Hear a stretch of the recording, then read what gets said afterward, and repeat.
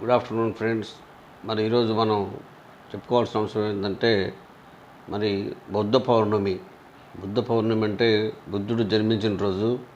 అలానే ఇదే రోజు బుద్ధుడికి మరి గౌతమ బుద్ధుడికి జ్ఞానోదయం అయిన రోజు, ఇదే రోజు ఆయన చనిపోయిన రోజు కూడా. 3 రోజులు ఒకే రోజు, అది వైశాఖ బుద్ధ పౌర్ణమిగా కూర్చోవడం జరిగింది. మరి బుద్ధుడు అనే ఆయన ఎలా వచ్చాడు ఏంటి అని మనం డిస్కస్ చేసుకున్నప్పుడు, ఆయన ఒక రాజు కుటుంబంలో పుట్టిన వ్యక్తి. రాజుగా కొన్నాళ్ళు పరిపాలన చేశాడు. తర్వాత ఏమైందంటే, ఆయనలో ఉన్న జిజ్ఞాసను బట్టి నేను ఎందుకు ఈ లోకానికి వచ్చాను, నేను ఈ లోకంలో ఏమి సాధించాలి అని తపనగా పెరిగి అనేక సార్లు అతను ఇదయ్యి ఒక ఆలోచన వచ్చినప్పుడు ఆయన ఏం చేశాడంటే, మనకి ఆయన 4 అంశాలు ఆయన కంటపడ్డాయి. ఒకటి ఏంటంటే ముసలితనం, రెండోది రోగం, మూడోది మరణం, నాలుగోది సన్యాసం. వీటి 4 దృశ్యాలు అంటారు. ఈ 4 దృశ్యాలు చూసిన తర్వాత బుద్ధుడికి ఆలోచన వచ్చేసి, ఎందుకు ముసలితనం వస్తుంది, అలానే ఎందుకు తర్వాత మరణం ఎందుకు వస్తుంది, రోగం ఎందుకు వస్తుంది, సన్యాసం ఎందుకు తీసుకుంటున్నారు అని వాటి మీద ఆయన ఆలోచించి ఒకరోజు రాత్రి వేళ మరి ఆ రాజప్రసాదాన్ని వదిలివేసి ఆయన బుద్ధుడిగా విషయం తెలుసుకోవడం కోసం ధ్యానం చేయడానికి ఆయన వెళ్ళాడు. ఆ విధంగా తిరిగి ఒకరోజు రావి చెట్టు కింద ధ్యానంలో ఉన్నప్పుడు ఆయనకి బుద్ధుడిగా మారాడు. ఆ రోజు కూడా వైశాఖ పౌర్ణమి రోజు. తర్వాత ఆయన చెప్పింది ఏంటంటే, బుద్ధుడు మనకి మానవుడి యొక్క ఈ యొక్క దుఃఖానికి గల కారణం ఏంటంటే కోరికలే. ఈ కోరికల వల్లనే మానవుడు దుఃఖక్రాంతుడు అయిపోతున్నాడు. కోరికల వల్లనే మనిషి ఇదైపోతున్నాడని దాని గురించి అష్టాంగ రాసడం జరిగింది అనమాట.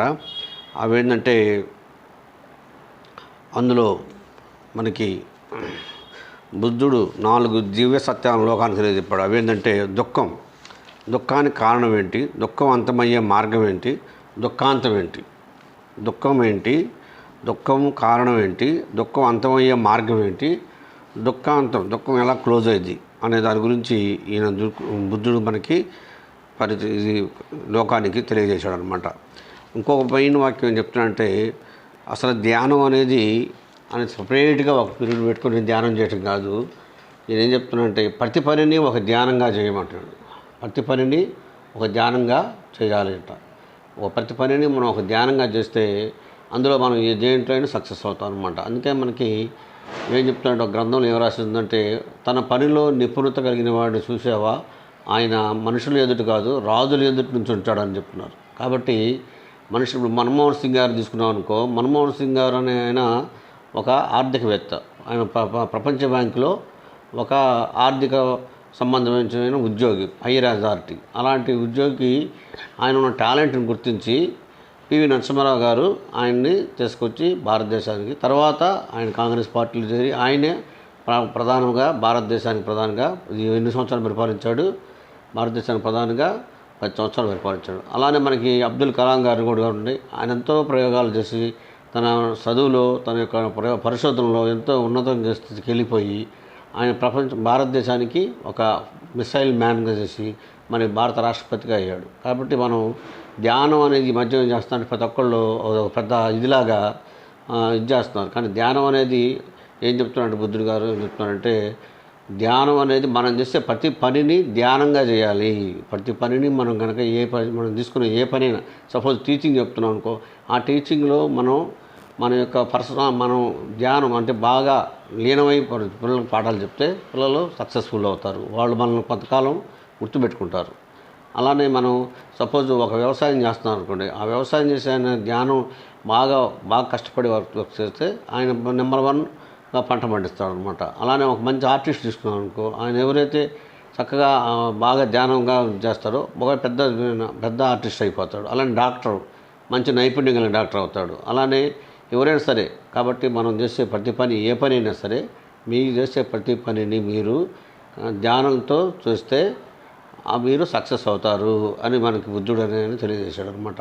కాబట్టి మనం భారతదేశం ఏం చేసిందంటే, ఎవరైతే బుద్ధుడు మనల్ని మన దేశంలో పుట్టి మన దేశంలో భారతదేశంలో మరి ఈ దుఃఖాలు రాకుండా ఏమి రాకుండా ఉండటానికి చేసిన బుద్ధుడిని మనం ఏం చేసామంటే, మనం బయటికి పంపించేసాం. మరి భారతదేశంలో ఈ బుద్ధుడిని కూడా బౌద్ధ మతాన్ని కూడా హిందూ మతంలో ఒక భాగంగా మలుచుకున్నాం. కానీ యాక్చువల్గా బౌద్ధ మతం అనేది ఎందుకు వచ్చింది? బుద్ధుడు అని ఆయన ఈ లోకంలో ఉన్నటువంటి ఆచారాలు అలానే అనేకమైనటువంటి సమాజంలో తొక్కివేతలు అణచివేతలు చూసి ఈయన వచ్చాడనమాట. వచ్చి ఆయన ఒక బౌద్ధ మతాన్ని స్థాపించి బోధలు స్థాపించి చెప్తే ఆయన్ని కూడా మనం ఏం చేసాము, ఒక మనలో ఒక భాగం చేసుకున్నాం. కానీ ఏమైంది, ఇప్పుడు ఆయన మతాన్ని ఎవరైతే అనుసరిస్తున్నారో వాళ్ళకి ఇంత మన దేశంలో ఉన్నంత కష్టాలు ఉండవు. ఇప్పుడు సపోజ్ థాయిలాండ్ ఇలాంటి దేశాలు తీసుకున్నారు అనుకో, వాళ్ళు ఎంతో ఆనందంగా హ్యాపీగా బతుకుతున్నారు. ఎందుకు? వాళ్ళు మనలాగా కోరికలు, భయంకరమైన కోరికలు ఉండవు. ఇప్పుడు కాబట్టి బుద్ధుడు ఏం చెప్తున్నాడంటే అష్టాంగ మనకి మామూలుగా ఏంటది, బుద్ధుడు 4 దివ్య సత్యాలు ఏంటవి? దుఃఖం అంటే ఏంటి, దుఃఖానికి కారణం ఏంటి, దుఃఖం అంతమయ్యే మార్గం ఏంటి, దుఃఖం ఎలా క్లోజ్ అవుతుంది అనేది చెప్పడం జరిగింది.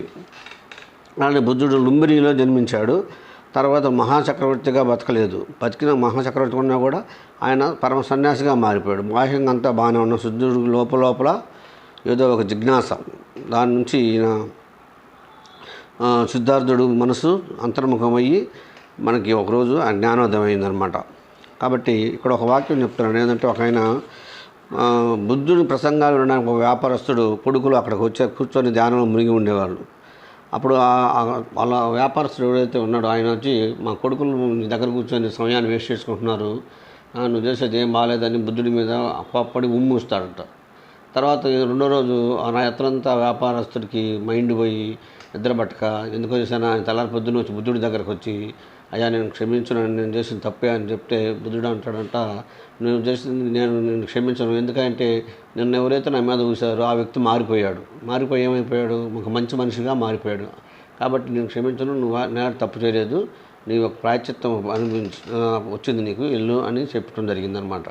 కాబట్టి మనం ఏదైతే ఈ యొక్క సిరి సంపదలు, భోగభాగ్యాలు ఏమీ లేకుండా బుద్ధుడు ఎంతో ఒక సన్యాసిలాగా జీవించి ఈ కోరికలు ఎక్కువ కలిగి ఉండొద్దు, లిమిటెడ్గా ఉండండి, ఏదైనా పని ఉన్నప్పుడు ఆ పనిని జ్ఞానం కలిగి చేయండి, నిష్ఠతో చేయండి అని చెప్పి ప్రపంచానికి బుద్ధిజాన్ని అందించాడు. దురదృష్టవశాత్తు ఏంటంటే ఆయన ఏదైతే అందించాడో బుద్ధుని బోధనలు అవి భారతదేశం నుంచి క్రమంగా బయటికి వెళ్ళిపోయి ఏమొచ్చినాయి అంటే అవి హిందూ మతంలో ఒక భాగం అయిపోయినాయి అనమాట బుద్ధుడు. కానీ యాక్చువల్గా బుద్ధుడు అసలు ఎందుకు వచ్చాడు, ఏంటి దీని పరిస్థితి ఏంటి అంతా కూడా మీరు తెలుసుకోవాలంటే కొంచెం మీరు రీసెర్చ్ చేయండి, తెలిసిద్ది. బుద్ధుడు అనే అతను సపరేట్, ఈయన ఒకడు మహావీరుడు, జైన మతం అని వేరు, ఇది వేరు, అలా హిందూ మతం వేరు. కానీ ఏం చేస్తాం, మనం మూడింటిని కలిపి పులిహార చేసేస్తున్నాం. కానీ ఏదైనా కూడా ఆయన ఇంకొక డైలాగ్ కూడా చెప్పాడు ఒకటి, మాకు మంచి వాక్యం ఏంటంటే, సూర్యుడిని ఏం చెప్తానంటే, సూర్యుడిని, చంద్రుడిని, సత్యాన్ని వీటిని ఎవరు ఎక్కువ సమయం దాచిపెట్టలేరు. సూర్యుడిని, చంద్రుడిని, సత్యాన్ని ఎక్కువ కాలం ఎవరు కూడా దాచిపెట్టలేరు.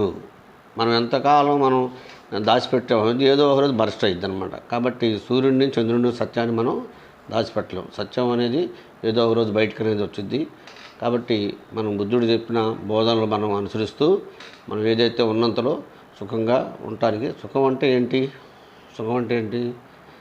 చూడండి, సుఖం ఎక్కువైపోయి ఏం చేస్తున్నారు, బెంగళూరు పోయి ర్యాంపులు సన్సెట్ టు సన్ రైజ్ అంట.